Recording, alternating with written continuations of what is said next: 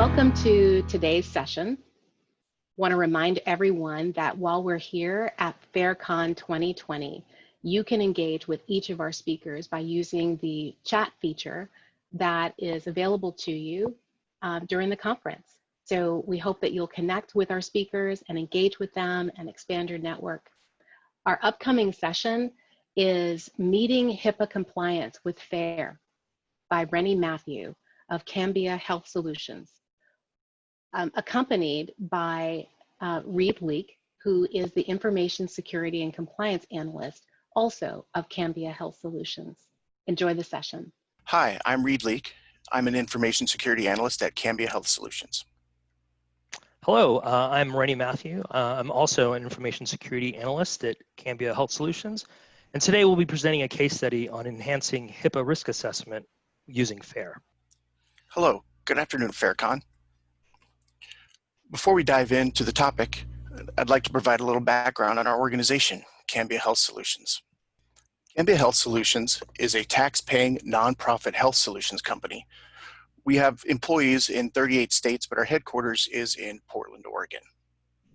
We are made up of over 20 individual entities, the biggest of which is Regence Blue Cross Blue Shield, one of the largest health insurance providers in the Pacific Northwest. Our products and services are used by 80 million people across the United States. This slide showcases some of the awards that our organization has received over the years. We're one of the world's most ethical companies. We're one of the best employers for women, and we're one of the 100 healthiest companies nationwide. We are a passionately consumer-focused organization. Our cause is to serve as a catalyst to transform healthcare, creating a person-focused and economically sustainable system. Let's take a moment and talk about some goals of this presentation. FAIR talks about being aware of and documenting assumptions.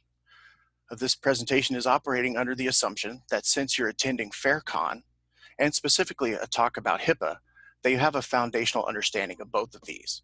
And we won't be getting into the weeds on either topic, but instead, we will focus on a brief, high-level overview of how they can play well together and in fact complement each other very nicely.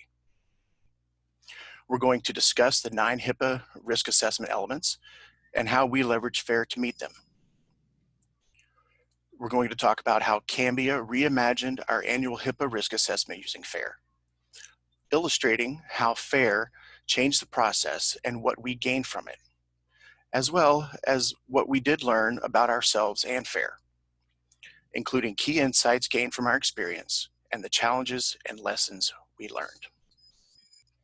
Now let's talk about the HIPAA risk assessment elements. Some of these 9 elements map directly to components of the FAIR ontology, while others are satisfied by foundational elements of the FAIR methodology. These aren't in the exact order as the OCR's final guidance.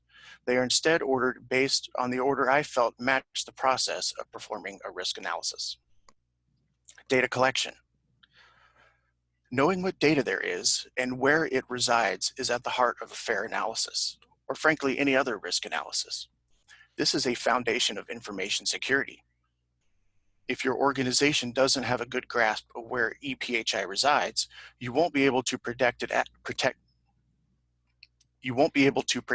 adequately.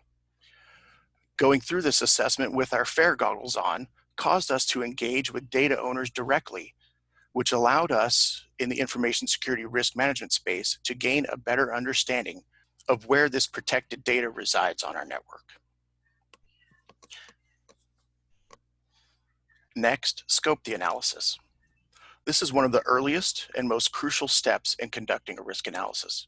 You must have a well-defined scope that allows you to effectively collect the data you need. Using FAIR's team format, that's threat, effect, asset, and method, forces a process that allows you to enumerate threat scenarios in a very structured way. Identify and document potential threats and vulnerabilities. This one is pretty self-explanatory. With FAIR, this element is addressed as you work through and fill out the team convention we just talked about. Assess current security measures. FAIR In FAIR, assess the current security measures. In FAIR, this points directly to resistance strength or vulnerability, depending on which version of the FAIR model you're looking at.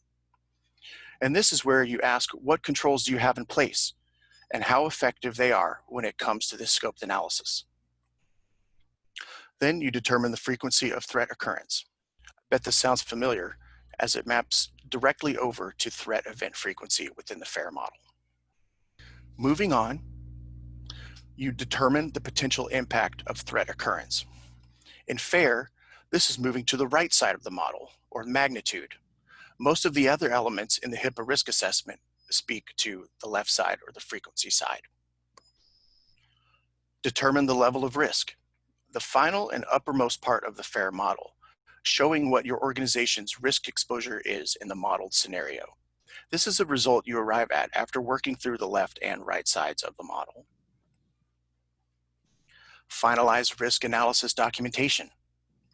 This requires you document every part of the risk analysis to be able to provide and defend the results, documenting assumptions that were made during the analysis.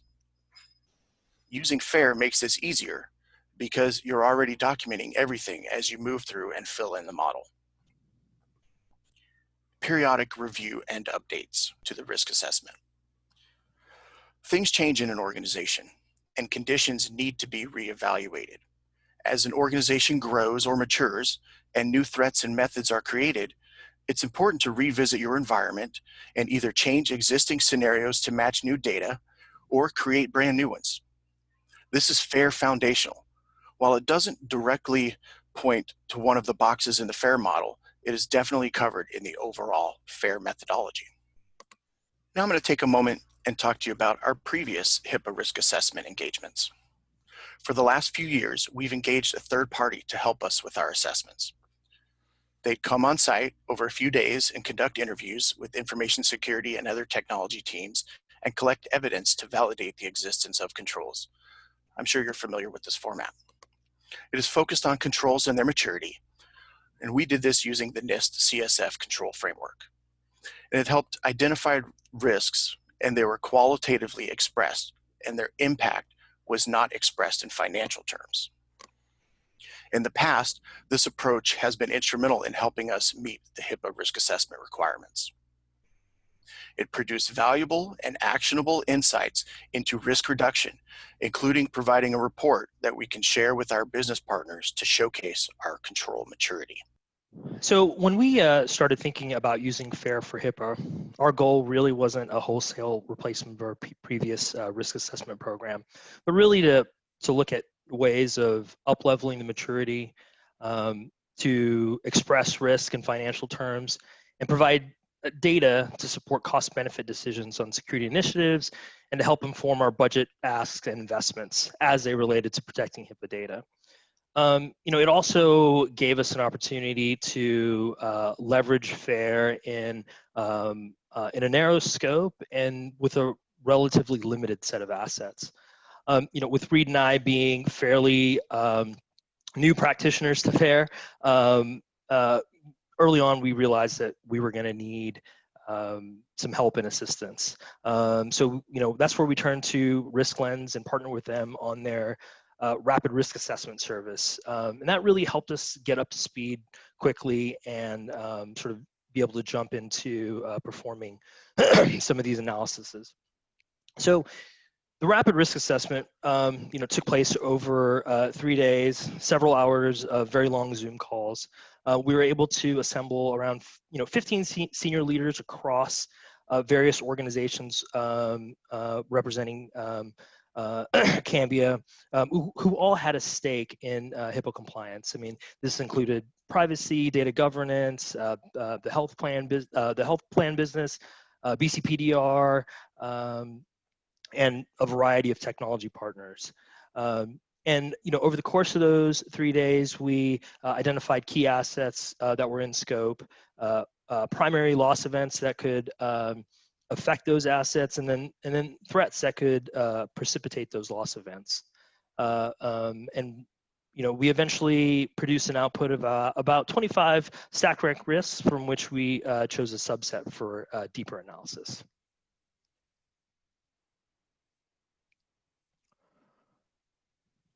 So what do we learn from this approach? What was different from what we had done in the past? I think central to this assessment really was the diversity of participants, and that clearly influenced the final outputs in a number of key ways. And I kind of wanted to go through 5 of those with you today. I think first off, we were able to capture a much broader range of loss events. I think with the assessments we had done in the past and risk assessments in general, there's a bias toward high magnitude events. But as a direct result of the varied voices in the room, and particularly with FAIR's focus on frequency and likelihood, we were able to highlight high frequency events, some of which impacted us daily. The second insight I wanted to talk through was just around our ability to re-examine some of our assumptions. One in particular was around this notion of what is a reportable breach. I think on its surface, it seems like a very straightforward answer that an organization of our maturity would have long since answered. But I think as the discussions progressed within the group, it was clear that really that determination of what a reportable breach is takes into account a complex number of factors, including the data involved, how it was accessed, who accessed it, what their intention was, and really how irrefutable and comprehensive our knowledge is of what that threat actor did or saw. That all plays a key role in that final determination of reportability.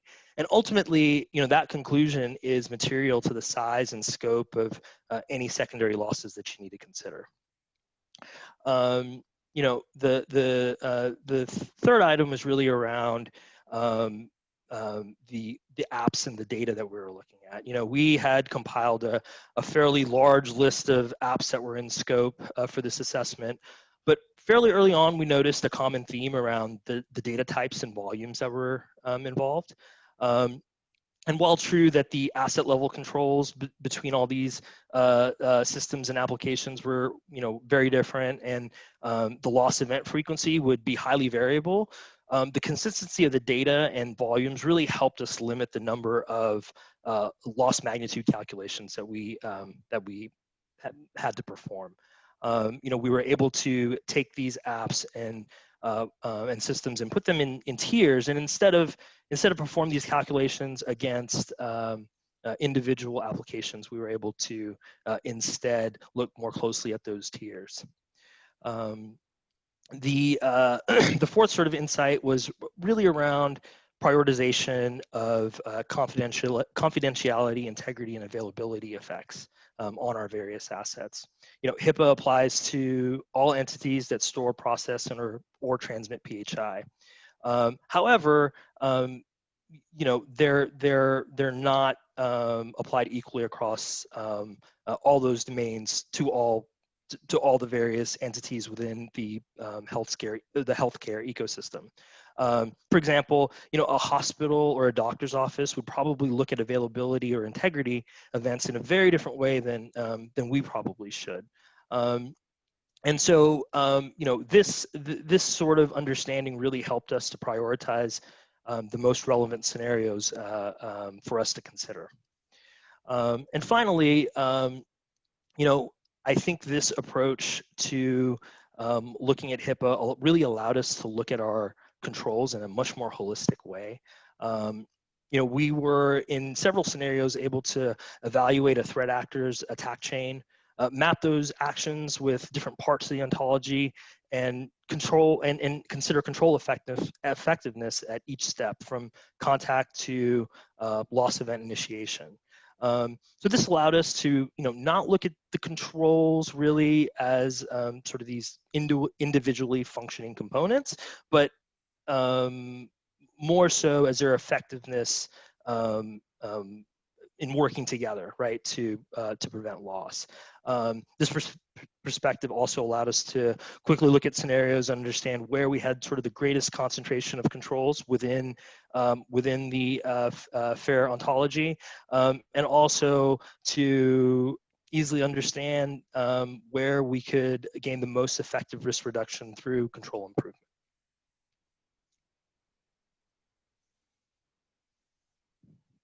So on this next slide, I wanted to talk a little bit about some of the challenges and lessons learned throughout this process. So, FAIR can initially be a heavy lift at first. If you're like us and you're just getting started, I think it is worthwhile to really, as you begin to gather data, really focus on how you can reuse that data and ensure that subsequent analysis can leverage the information that you're pulling together. This will obviously help you as you go forward in terms of how quickly and efficiently you're able to perform analysis down the line.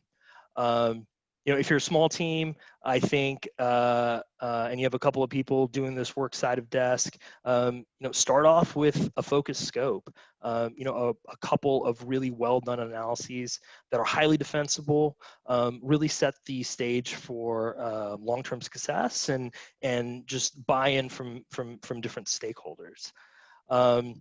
When I talked earlier about how great it was to involve such diverse parts of the organization, and it's obviously a key to success. But I think there's a flip side that really needs to be considered, because in many cases you're going to be working with subject matter experts from areas that may historically have not been part of this process. So I think it's important to be aware of estimation fatigue and possible frustration that can build. I know sometimes by like the fourth and fifth estimation session, we had a few SMEs who were really ready to go back to the control assessment approach. I think it's key to be respectful of people's time, take really great notes, utilize tools like mind map to document discussions and assumptions. It's always important to clarify information and data when you need to, but make it clear that you're coming back to that SME not because you failed to capture something the first time, but that you're looking to clarify information that was previously provided. Make sure you document your assumptions, right? I mean, this is once again where the value of good notes and mind mapping tools is key. It can be really frustrating to find that you've spent an hour discussing a scenario and collecting data with the SME, only to realize at the end that maybe there was some miscommunication or misalignment around some key element of the scenario, and that you're maybe having to start back at square one. With these analysis, you're often looking at complicated scenarios. There's lots of data, lots of assumptions. So disagreements and digression are kind of part of the process. I think it's important to remember your role as an analyst is to bring people back to the scenario, stay rooted in the ontology as much as possible, stick with the process, and where needed, play that role of arbitrator to drive consensus when you have SMEs that maybe have a disagreement on a particular estimation. Ultimately, this is going to help drive the quality of the results you're able to produce. And then finally, consistency, right? Particularly in in scenario modeling, I think is super helpful. FAIR has a really well-defined ontology, but the application of various components of the elements to any risk scenario is really flexible. I think that flexibility can be both a blessing and a curse, particularly if two analysts have different approaches. You can end up with wildly differing results. So when you have those opportunities to define sort of scenario modeling conventions as a team, take them. A good example are phishing scenarios, right? Like, when does that threat event occur?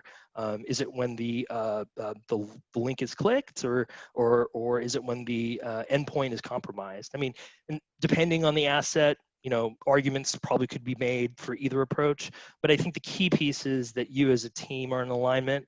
and for those assumptions to be, transparently documented. I think this will ensure the clarity of your results and also give you an opportunity for later data reuse.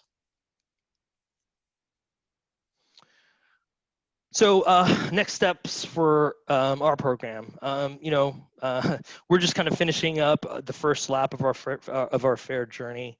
We have lots of HIPAA scenarios to prioritize and assess. And we're just a team of 2 working on other initiatives. One of the key goals for us going forward is to continue building that organizational awareness around FAIR, and to look for other ways that we can leverage FAIR in other parts of the organization, just to build more awareness and more stakeholder buy-in. And then, practice. I've gotten to the habit of trying to apply FAIR in all sorts of daily work, whether it's, like exceptions or other questions that wind up in my inbox. I'm not trying to do a full-blown analysis, but just really looking to FAIR and how would I approach this question with the FAIR lens. And I think what that does is help build that muscle memory to help you in the future and the speed at which you're able to do other analyses.